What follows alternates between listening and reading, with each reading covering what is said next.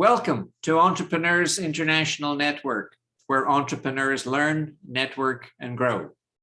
I'm Roger Killen, the organizer.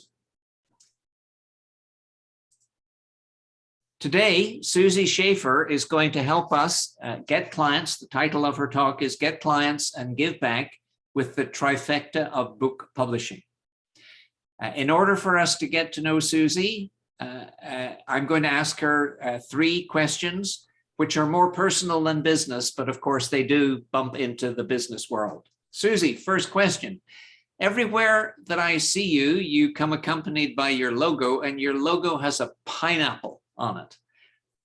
There's got to be a story to the pineapple. Please share. There is. So thanks for having me, Roger. Thanks for this great group showing up today. I'm very excited to talk about publishing. My company is Finish the Book Publishing, and the pineapple is my logo. And the reason behind that is because I have a background in the hospitality industry, and the pineapple represents hospitality, welcoming, and friendship. And so I knew that when I started my business, I wanted to use the pineapple because it represented who I am and how publishing can be a really collaborative and inclusive process. I'm glad you found the icon that completely represented you well. Well done. Now, the next question is, what's the best decision that you have ever made? The best decision I ever made was starting my business and going out on my own, leaving corporate America, and really just creating the life that I wanted to live. Okay. Courageous, probably difficult at the time you made it, yes? It was. You know, when you leave the structure of corporate America, it changes everything. And I have 30 years in the corporate industry with a background in, like I said, hospitality, human resources. I worked in commercial television, radio. So I have a very vast background. I even ran nonprofits. So I bring all of that to the table, but really the freedom and being able to design the life that I want to live and have all of that available at my hands has been the best decision ever. Lovely.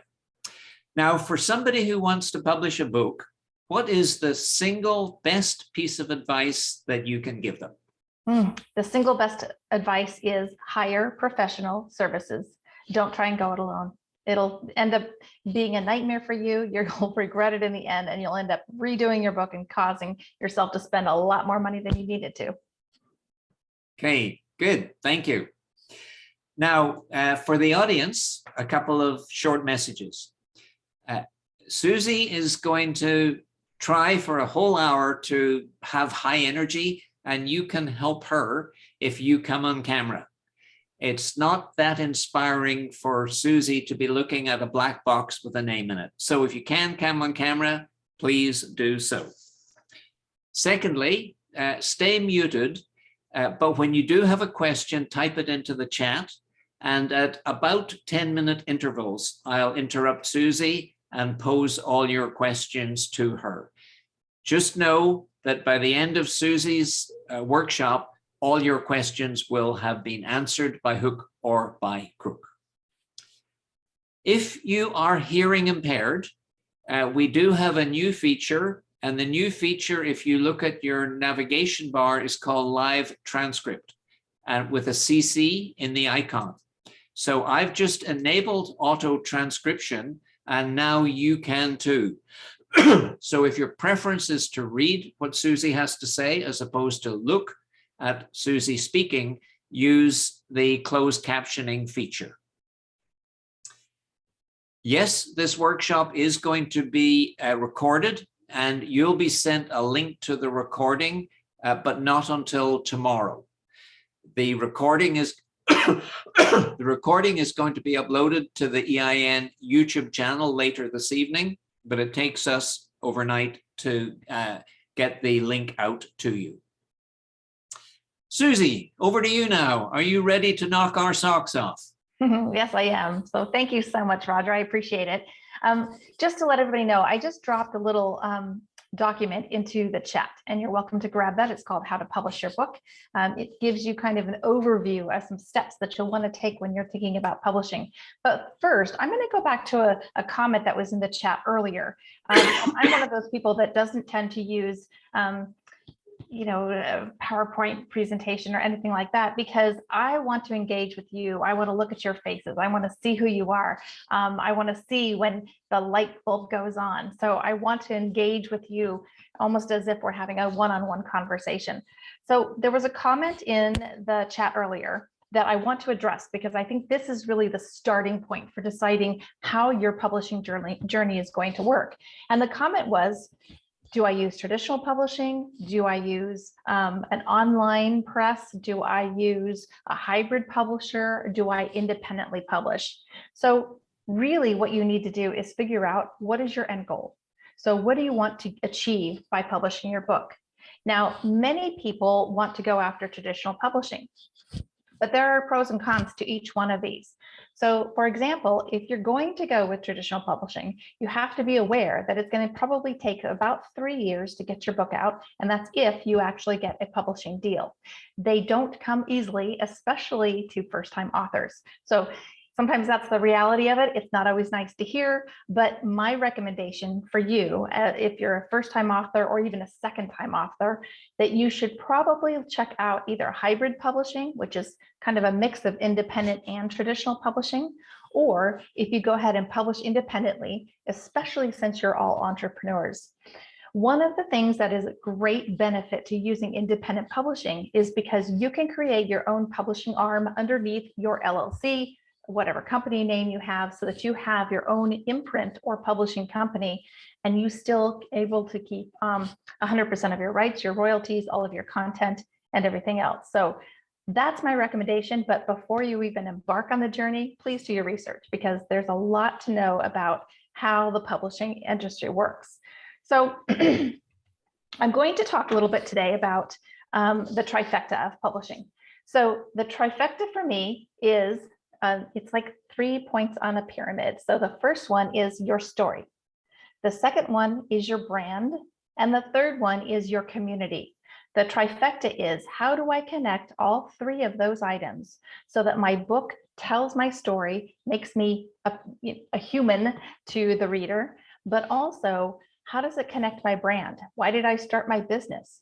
And how does it connect your community? What are you doing to give back? When you give back to your community and use what I call cause or social impact publishing, you have the ability to make greater connections with your community, with your ideal clients, and that's really how you get results. Now, another thing to consider is that your book, many people think, okay, I want to make back my investment on my book because it's going to cost you several $1,000s. Usually to publish a book, it's going to be probably anywhere from $8,000 to $15,000 to publish your book when you're using professional services. But if you don't use professional services, for example, professional editing, professional cover design, interior layout, and usually I recommend having a coach to walk you through this your first time around, because even setting up your accounts can be a little bit daunting. But if you're thinking about how do I make back my investment on my book, book sales are not how you do it. If you consider that your book is actually a tool in your marketing toolkit, that's where you start. So you want to look at the end results of, how do I use this tool to get those high-paying clients, to develop my own footprint with my business, and how do I move that forward by using the book as a marketing tool? So a lot of people think, okay, I want to make back the money on my investment by selling a lot of books. I want you to just get that notion out of your head right now. Okay, just leave that behind, because it's not going to happen. And nor is that the goal. The goal is to make sure that you are in a position to where you get those high-paying clients, you can raise your rates, and you can do more by using your book to create the expertise platform that you want to. This is why we do TED Talks. This is why we do things like we teach and we train and we speak to groups, right? All of us should be doing these things. And thank God for Roger, because he has the platform to do it. So that's just a little bit about how you can use your book as far as a marketing tool. You're going to connect your story, your brand, and your community. You're going to give back, and you're going to get the results that way. Okay. So Roger, is this a good moment to answer any questions so far? Oh, we got you muted, Roger. Jason wants to know is Amazon publishing the same as independent publishing? And let me do an add-on. And is independent publishing the same as self-publishing? So yes, self-publishing, independent publishing are the same thing, but self-publishing kind of got a bad rap a few years back. And so we like to call it independent publishing because you are truly independently publishing your book. Yes, you can use Amazon. Amazon's independent publishing or print on demand service is called KDP, which is Kindle Direct Publishing. So it's all tied together. But I would also caution you that don't think that you just want to use Amazon. For example, when I publish my authors, we use Amazon for their paperback and for their ebook or digital book. But we also use Ingram Spark, which is another platform. And we'll publish the paperback and the hardcover also on that platform. And the reason why we do this is because book buyers, people who go out into the world and they actually buy books for libraries and bookstores, they only buy through Ingram. There are some others, but that's the main one that they buy from, because you want to make yourself eligible to be in a bookstore or eligible to be in a library. And those organizations do not purchase from Amazon. So you have to understand a little bit about how the industry works and what platforms to use when you're publishing to get the most bang for your buck. No further questions. Back to you. Okay. All right. So we're now going to talk a little bit about what I call the sticky note method. Now, if you're thinking about your book, I want you to envision what your book is going to do for your business. Okay. And I want you to think about what are all the topics you're going to address in your book. So I'm going to say this is the easiest way. It's reverse engineering your book so that you can actually create an outline that gets out of your head and gets into your heart. You really want to make sure that you're connecting your story and how you got where you are and why you're the expert in your field. You want to make sure that that story is very clear to the reader. So most business books are kind of cut and dry. But I'm challenging you to make your book more human, to make your book tell your story, because that's how people are going to connect with you. That's how people are going to want to work with you, right? Because they'll know you, they'll sense your personality. They think, wow, that's someone who their ideology resonates with mine, right? So that's why your story is really important. And guaranteed, your brand is part of your story. So you want to make sure that you're connecting all these things. So the sticky note method. What you want to do is take a bunch of sticky notes. Mine happen to have pineapples on them. And you want to go ahead and find either a blank wall in your home or your office. The back of the door works really well because you can just walk away from it and leave it there. And on your sticky notes, you can take markers, colors, whatever you want to do. If you want to color code them, you can do that too. But on your sticky notes, I want you to write all the topics that you are going to talk about in your book. Where's all the wisdom that you want to share with your ideal reader, with those high-paying clients that you're trying to attract, right? So you want to go ahead and write these sticky notes and just put them up everywhere, okay? They don't have to be in any particular order. Now, a great practice when you're writing a book is to set aside time, whether it's 15 or 30 minutes a day, when you're feeling your most inspirational and you're feeling like your brain and your heart and everything's connected and you're just ready to write. Do that writing the same time every day. Create the habit. Just like some of the gentlemen here that run fitness businesses, you have to kind of practice. You have to exercise your body just like you exercise your brain. So you're going to do the same thing. So you're going to come to your board, your little sticky note board, whether it's your wall, back of the door, might even be a whiteboard, but you're going to come there and you're going to look at the sticky notes and you're going to look for the one that it really resonates with you for that day. It really clicks with you. And I want you to take down that sticky note and I want you to write just about that topic, nothing else. 15 minutes, 30 minutes, however long, just let yourself go and just write about that. Save it, set it aside, go on about your day, and the next day do the same thing. And pretty soon you're going to find that all of your sticky notes, you're going to have them, take them down, put them to the side, but don't get rid of them. You're going to use them later. You're going to have all your sticky notes written about And while you're in the writing process, you may even have more come up for you. So for example, you might say, oh gosh, I forgot about this topic. And so write that down, put that sticky note up. You don't have to write about it right at that moment, but at least you put it up on the wall so that you know you're going to come back to that, okay? Once you've written all of your sticky notes, now you know in your mind, you have an idea of what you've written about. So you can go back to your sticky notes and say, okay, now that I know what I've written about on each one of those topics, I can kind of put them in some type of order that makes logical sense, that creates the outline, that creates the timeline of what should happen first, second, and third. So then you can create that outline based on what you've already written in your sticky notes, okay? So it's a way that you're going to reverse engineer it, take the topics, do the writing first, then come back, rearrange everything, and that's going to give you your first draft, okay?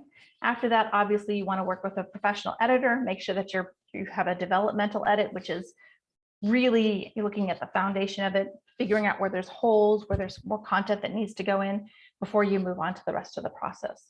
So I'm hoping that that's a little bit more helpful to you. So that, when you're looking at writing a book, it just seems so overwhelming and seems like, wow, it's a huge undertaking. And it is.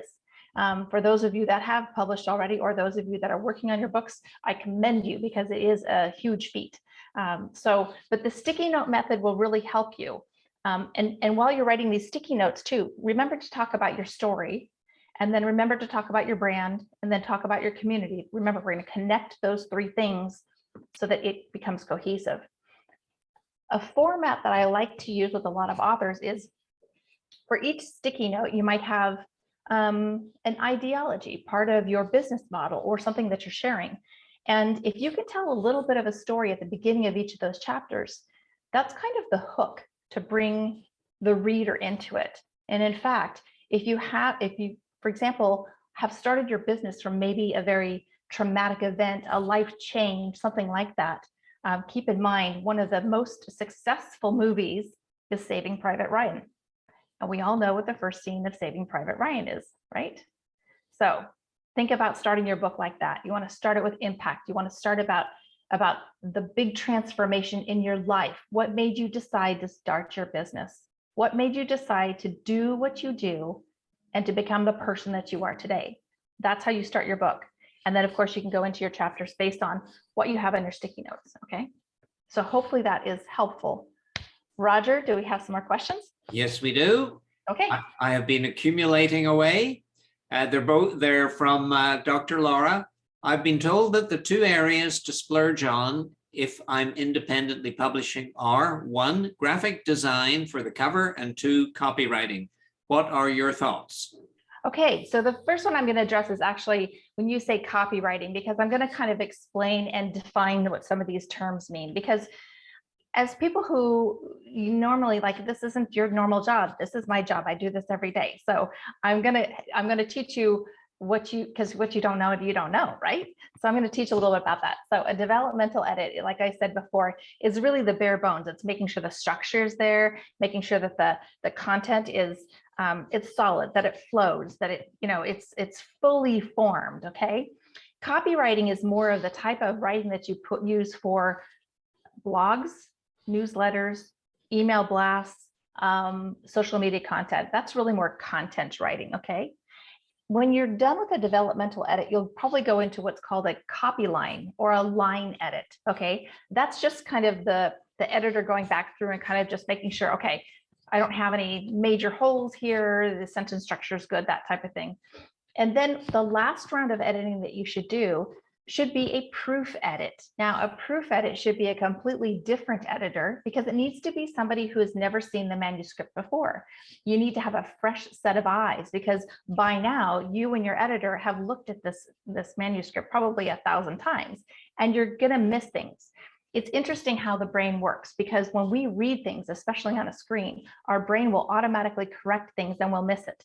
So the proof editor is there to catch those mistakes and really catch all the little things. I call it the teacher with the red pen, although it's a lot more than that, where they're gonna cross those T's, dot those I's, make sure the punctuation is correct, that the quotes are accurate, all those types of things. So you really wanna make sure that you're going through a full developmental edit, a line edit, and then a new editor for your proof edit before you even go into the design elements, okay?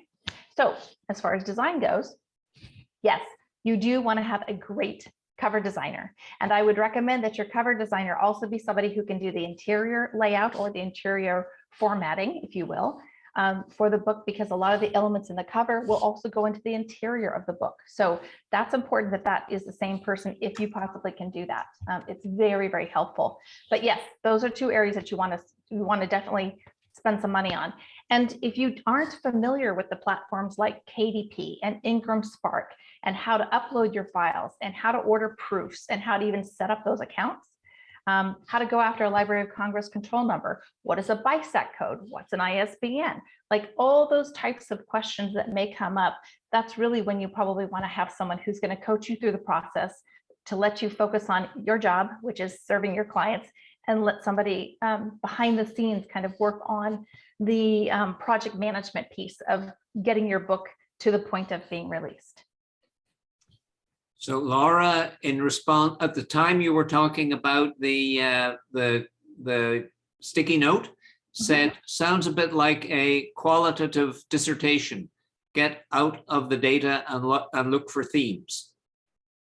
Yes, exactly. So yeah, again, the sticky notes really is to spark your creative mindset, because what happens is when we're thinking about writing a book, we think about what's going to happen from beginning to end. We think of it in a very linear fashion. So what the sticky note does is it makes you get out of your mindset, your brain activity, and it makes you really come from your heart center to think about the topics you want to write about, but where are the stories? What's coming from inside? Like, share your story, share your client experiences, share all those things that make us human and can connect the reader to with what you do. So yeah, it's getting rid of the linear, it's getting out of your head, getting into your heart.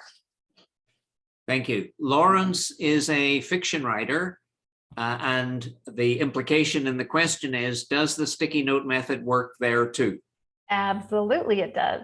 So if you're using the sticky note method for a fiction book, and typically I've worked on fiction books, I've worked on children's, but I had to, because I was getting so much business, I literally had to niche my business. And so now I work on nonfiction. So business books, memoirs, combination of both, self-help, all of those types of books is typically what I work on. But for fiction, it absolutely does work. In fact, you might take that sticky note and you might write, for example, some words that would describe a scene, okay? Or you might want to write on your sticky notes the names of your characters and then go in and develop your characters.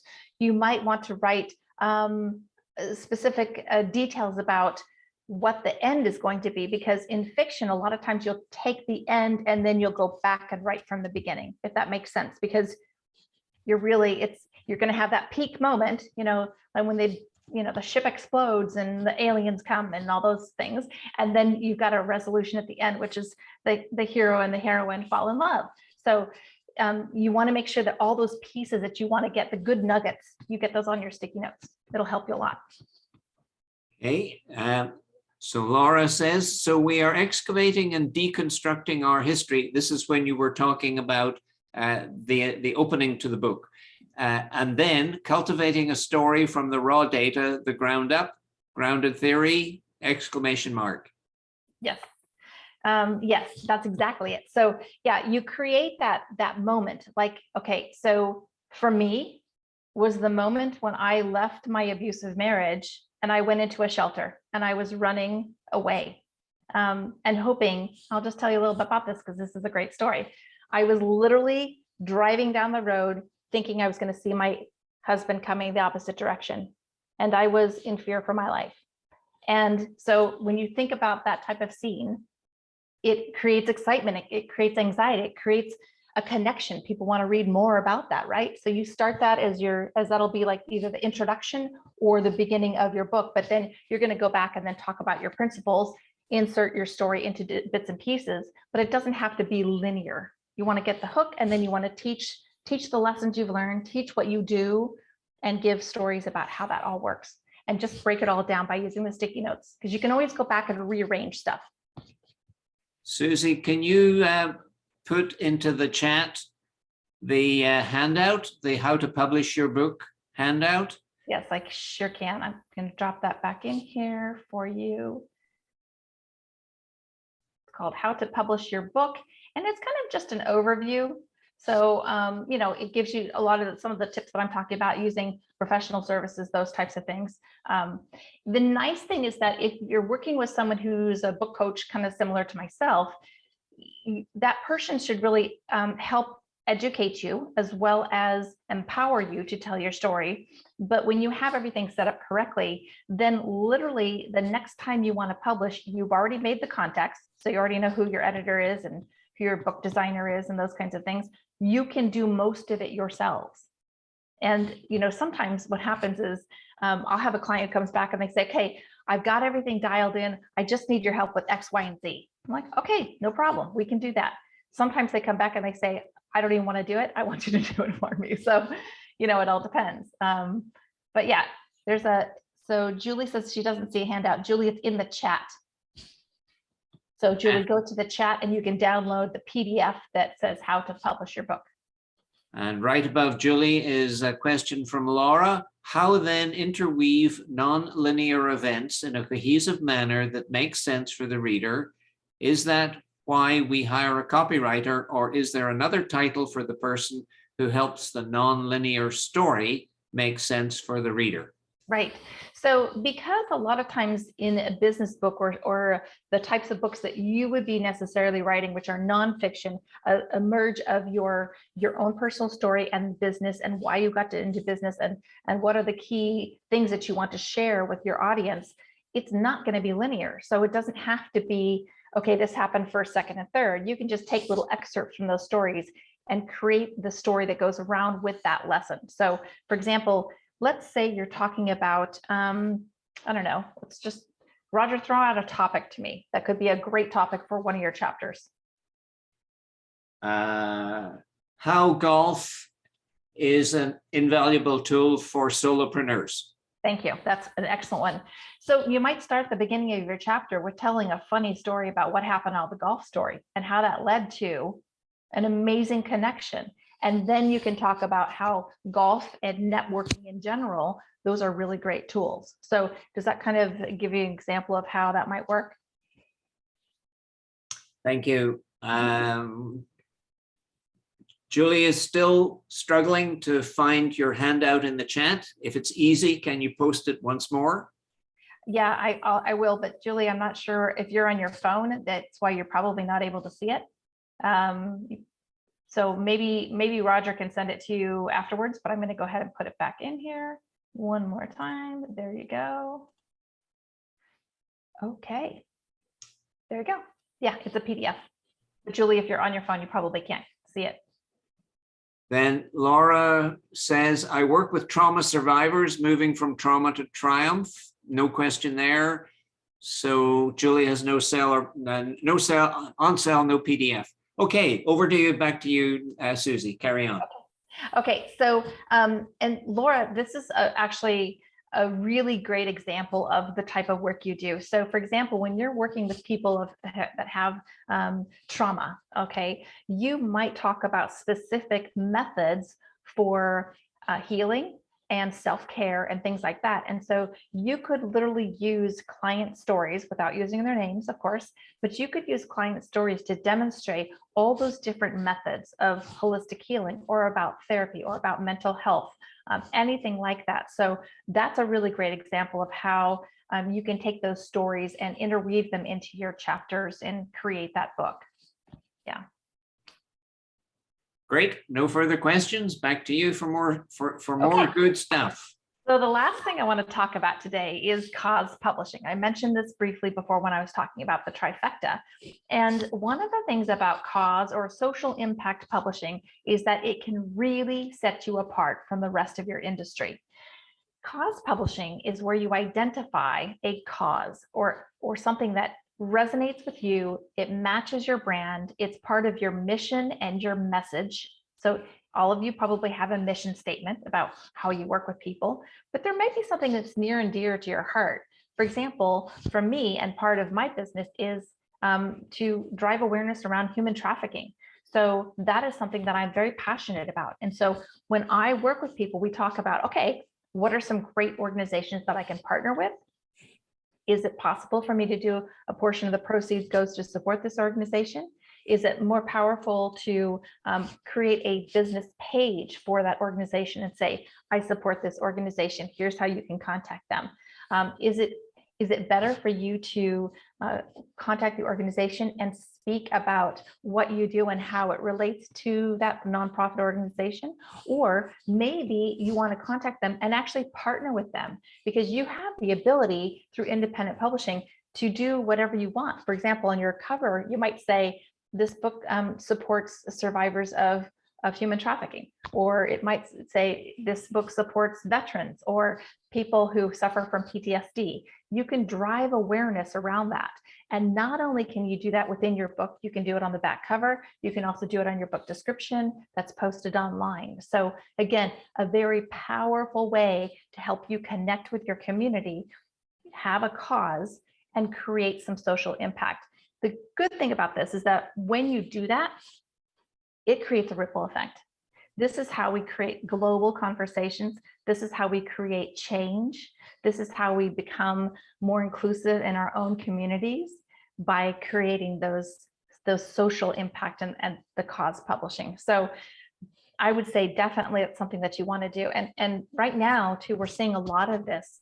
And the people that are embracing cause publishing and how that works, they're seeing a lot of success with their books, more so than people that just put out a book that is, 5 steps to launching a business. Like that's, anybody can do that. We don't like boring business books, right? We don't like them. We want some books that are engaging and creative and create a connection with you and your ideal clients. Okay, any other questions? I have a question. Does the scope of your talk today cover selling books in bulk, either at pretty close to cost to that charity that you're trying to support, or selling books in bulk to a sponsor, perhaps a commercial sponsor that you have found and with whom your values align closely? Absolutely. So those are 2 great ways that it really, again, you're helping with the mission, you're helping with, giving back, but also it's going to get you results. And you can, for example, here's a great example. Say your book is online for $19.99. We'll round up to $20 online on Amazon. Okay. The cost to actually print your book is probably around $4. Okay. So that nets you basically a profit if you're selling your book direct to consumer, that we call it. You're not going to sell it through Amazon. You're going to sell it direct to consumer and say, okay, my books are $20 a piece, but if you want to buy in bulk, I can give them to you at a 50% discount. So $10 a piece is what I'll charge you. Okay. $10 a piece plus shipping. It's very, very simple. You order your books online, you're paying $4 a book. You're selling them for 10. And so basically you're making $6 per book, which is usually going to be higher than your royalty. Okay.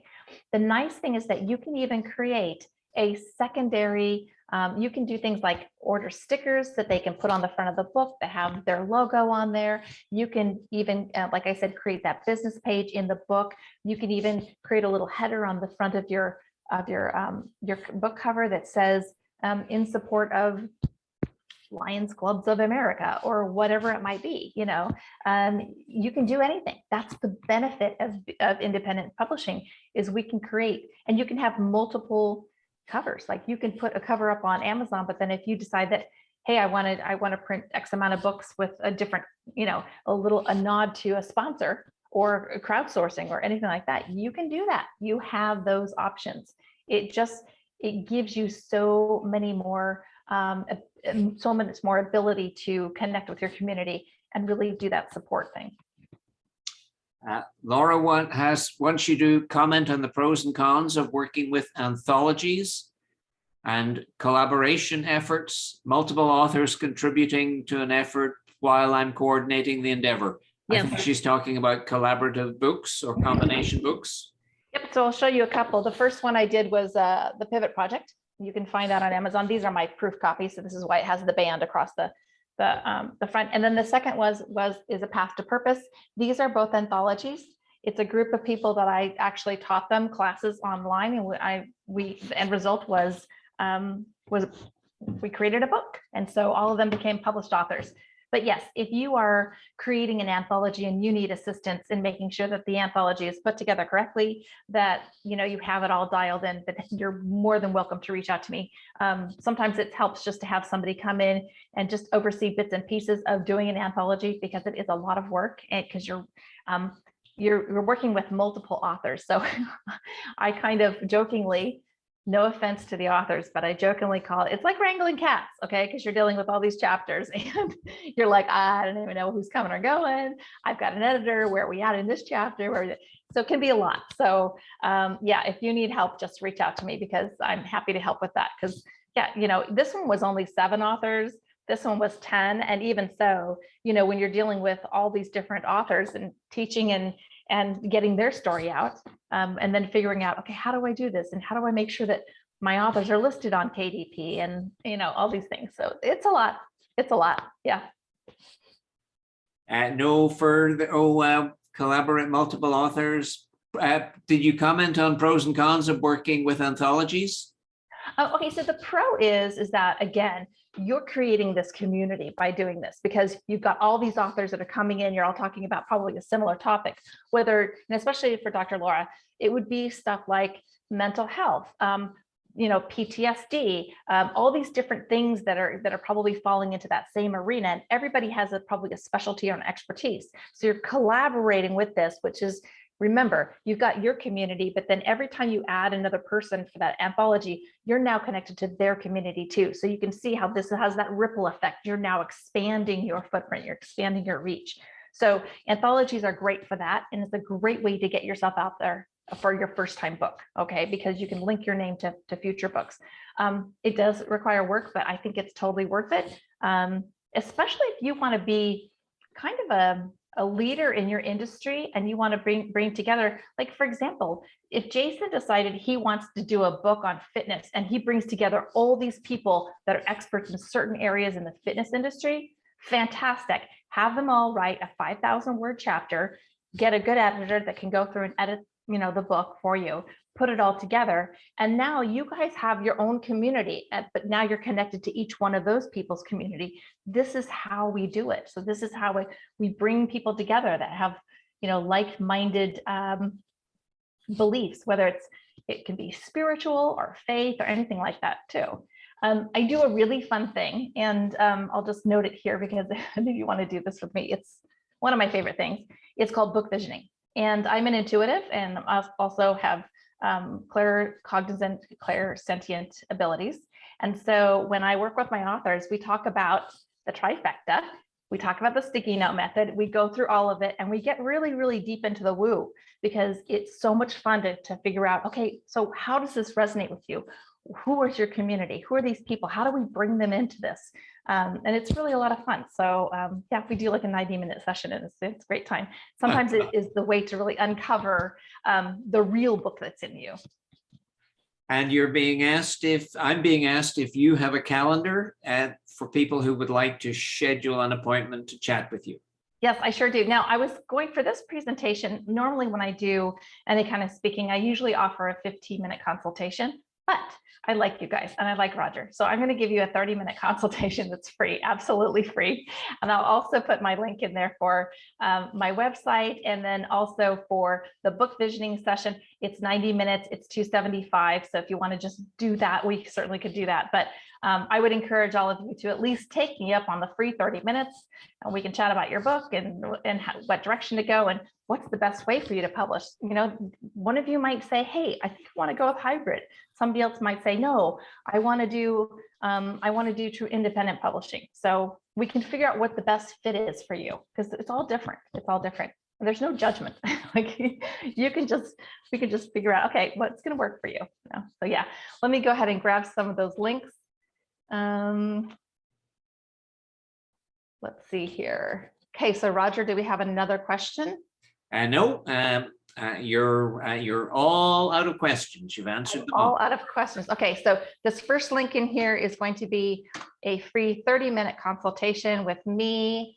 And then what I'll do is I will drop in the book visioning, which is, I said it was 90 minutes, 275.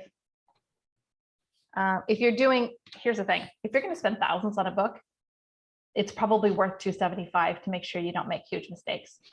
Right? Just saying. So there's those two links. I gave you guys the handout. I can't think of anything else that I need to provide you guys, but those, oh, my website.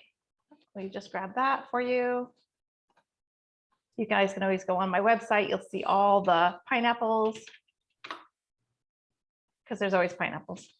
And you might like to throw in your email address if that's something that you'd be willing to make public. Absolutely.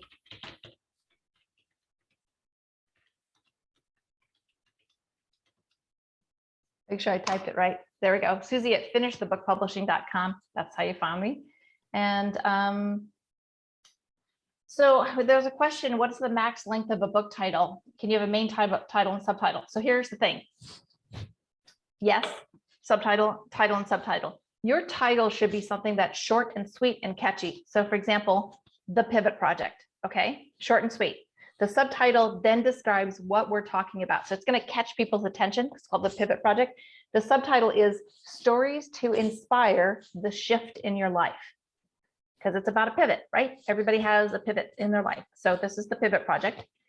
This one, A Path to Purpose, okay? So if you think of Path to Purpose, and it's 7 inspired stories to discover your true north, okay? So true north, especially in the spiritual arena, your true north is your purpose on this planet, what you're here to do, how you're here to serve humanity. So yeah, you want your title to be short and sweet and for it to be catchy, to like grab people's attention, and your subtitle is then going to give the reader more depth about what the book is about. Okay. Susie, do you ever SEO the title? I don't do that. I leave that up to people who handle websites and SEO and all the other fun stuff. What I do when I work with my authors, though, is at the end, once we've actually launched their book, I go back in and we do an Amazon bestseller campaign. So my authors always make it to bestseller. Most of them, I'd say probably 99% of them, make it to #1 in at least one category. So that is something that I offer on the back end when we're done with the publishing. So yeah, and I work with authors anywhere from, thanks, Laura. I work with authors anywhere from 4 months to a year and a half, depending on where they're at in the process. So yeah, so I have it set up just like that. But yeah, so I don't do SEO. I don't do a lot of book marketing. I have people that I'm connected to. I make a lot of referrals. Let me tell you, I make a lot of referrals to other people in my team. But really, it's getting the publishing done, getting the author out there, and then making sure that we do that bestseller campaign. Right. Jenny, did you have a question? I see your hand up. Yes, I do. Okay, far away. Okay, sorry, the sun's directly in, so that's why we went blank. And the computer's possessed. So, Susie, my question is this. I know you said you do not do a lot on the marketing side, but and I'm just referring to my own experience in my industry. When it comes to marketing and promoting books, how, in your opinion, how important is social media, and then taking the audiobooks to take them to the DSPs where the music is, to push them out, especially with everything that's going on today? Yes, it's really important. So you definitely want to make sure that you are doing book marketing. And I used to do book marketing, but again, I had to narrow my scope because I just got too busy. So I have people now that do book marketing for me. The Amazon bestseller campaign I kept for myself because I do love doing it. But yeah, so the book marketing is really important. It is important to go after reviews. It's important to make sure that you're getting people to like your book, share your book, all those kinds of things. Audiobooks are very important. Now, you know, obviously you would do it for fiction books, audiobooks for sure. You want to make sure that you're using a reputable audiobook company. and they're going to probably have paid actors do the narration, which is important because they're characters. If you're doing an audiobook and you're doing a nonfiction book and you have a business, work with a company that can help you narrate the book yourself. It's really important because people need to identify with your voice, because your voice is part of your brand, it's part of your personality, and that's what they're connecting to. When people work with you, they're working with you because they like you. Okay, they like you, they know you, they trust that you're the expert, that you give good service, all those kinds of things. So it's important that your voice resonates with them. So, and yeah, absolutely, you want to get into the whole idea of making sure that your books are on multiple platforms and they're available, whether it's Apple or other music services and things like that. Yeah, it's really important. Kevin asks, how can you help if people have a writer's block / procrastination? So writer's block and procrastination. So first of all, a sticky note method, if you do that, I'm telling you what, you do that and it's going to help you get unstuck. Because again, you're stuck because you're in your head. You're trying to overthink this. You're trying to like power through it using your brain. And really that's the antithesis of what you should do. So use the sticky note method, go write somewhere different. If you are feeling stuck in your office, then go on a weekend trip. Get out of your normal environment, let the inspiration just come to you. I also, in my book visioning, I teach meditation. I teach about really, getting yourself balanced and getting into a very spiritual place where you can just allow the information to flow to you, getting into your higher self. There's a lot of that. And so you can do that, especially when you're in nature. So go to the park, go to a lake, go take yourself on a weekend hike, and then at the top of the mountain, go write, start writing. It's when you change your environment, you change the energy that's happening. And so the ideas will just start flowing for you. Yeah, it's pretty incredible how that works. One of the things I do is I offer vacations to my clients, and I say, okay, you want to go on a vacation? I will go on a vacation. I call VIP vacations. And when I go and take a client on vacation, we usually go someplace wherever they want to go, and we'll spend some time talking about the book. We'll go and we'll do nature hikes. We'll go do yoga. We will go do spa treatment. It doesn't matter. We're just trying to change things up, because when you change things up, the idea, the creativity is no longer blocked. So it's an amazing experience. We have good food, we have wine, and we have a fun time. That sounds an interesting method of compensation. I'll trade a vacation and the world's most amazing food for my expertise. I love it. Exactly. Yeah. Susie, there's no further questions. If you would like to move into some concluding comments, that would be wonderful. So I'm just going to kind of do a quick recap for you guys, because I think there's a lot of information I'd share with you. Your brains are probably going to go poof, any moment. So the first thing is, remember, use the trifecta. Let's bring together your story, your brand, and your community. Okay, those are really, really important. Go back and create the sticky note method and just allow yourself the little space to put it up on the wall, walk away from it, come back, set a practice to come back and write 15 to 30 minutes a day, and come back and find what sticky note resonates with me today, which one works, and just write about that. Leave the rest. You don't need to overthink it, okay? And then the last thing is really to talk about figuring out what your cause is. Like, what is your mission for your business? What is your message? Who are you trying to attract as far as those high-end clients? What types of organizations are they connected to? How are you going to connect all that together? You want to make sure that it all brings everything together and ties it up with a nice little bow and a pineapple on top. Susie, on behalf of EIN's 74,000 members, I thank you hugely. The whole challenge of writing a book is daunting for solopreneurs, but with the sticky method, you have made it a simple step-by-step process. I might even be tempted to try it. Thank you so much for giving of your time and your wisdom. We very, very much appreciate it. Thank you, Susie. Roger, thank you so much for having me today. And it was nice to meet all of you and hear about your businesses. And I hope that I see you on the other side of today.